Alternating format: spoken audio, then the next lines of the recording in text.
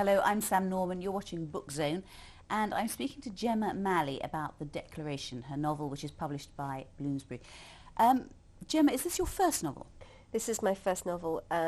It's a book for young adults. Why did you choose to write for young adults?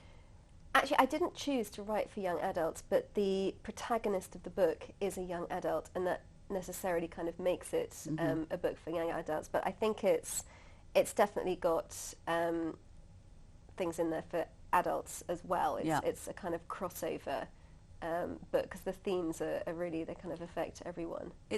Tell me about the themes. It's set in the future, isn't it? It's set in a sort of dystopian vision of the future, where basically humankind has cured aging. So people live forever, but the quid pro quo, or the catch, is that there isn't enough room for people to have new children. So children are illegal, and you have to sign something called the Declaration in order to take longevity drugs.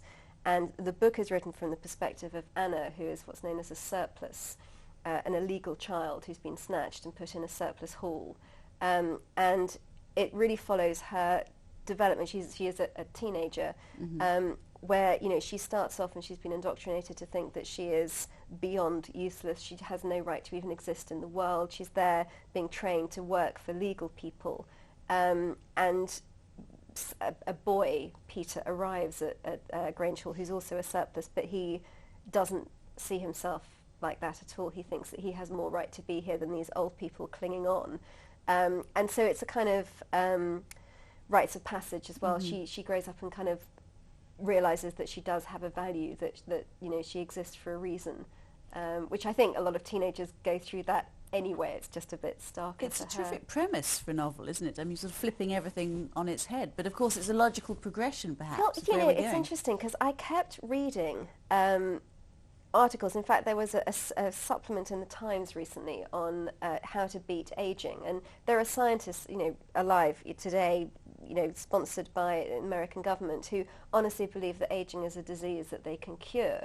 There's another movement of people who eat only 1,000 calories a day because they think that's going to extend their lifespan, and no one ever seemed to be questioning whether this was a good thing. It kind of, the assumption is, if we could live forever, that would be great, but we probably can't. And I kept thinking, but if we live forever, then there's no need for children and there's no room for children. So, do we really want to live in a world where you just sort of stop now and then we all just get older and older and older? And what would I thought it was really interesting. What would the world be like? We'd all get more and more conservative with a small c. So dull. It would be horrendous. And I also thought, well, if you go, take any point in history and imagine it happened then, well, all the scientific developments after that wouldn't have happened. All the artistic developments after that wouldn't have happened. There would just be no progress. And I thought, what an absolute hellish world. And then the character of Anna popped into my head, and that was it, really. And did you have a focus group of kids that you... No, I didn't actually, but I did have a focus group of friends, one dinner party, and in fact several different kind of supper and being down the pub and wherever it was, and I would say to people, if you were given the option now of being able to live forever but not have children, or die, be open to any disease that might hit you, but you can have children, what would you do? And it was really interesting what the response was. I think more women than men said no, they wanted to have children, but a lot of people really stopped and had to think about it. Really? Yeah. So and that's they'd what go made for the me live think, forever option and not have kids? Yeah, quite a few. And was that mainly men? It was, I would say, probably 70% men.